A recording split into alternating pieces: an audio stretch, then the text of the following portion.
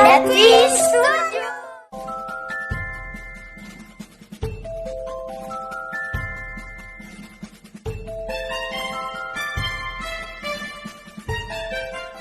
Proverbs 10:12. In tokpisin version, or in Papua New Guinea language, or Proverbs 10:12.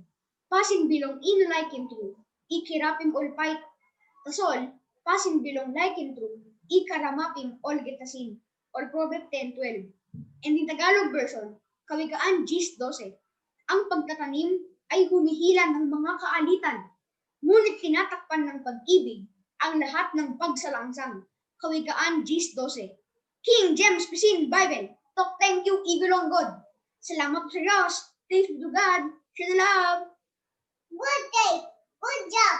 Perfect. Bible verse. Memorization challenge. Day 198. Negative Bible verse of the day. Proverbs 10:12.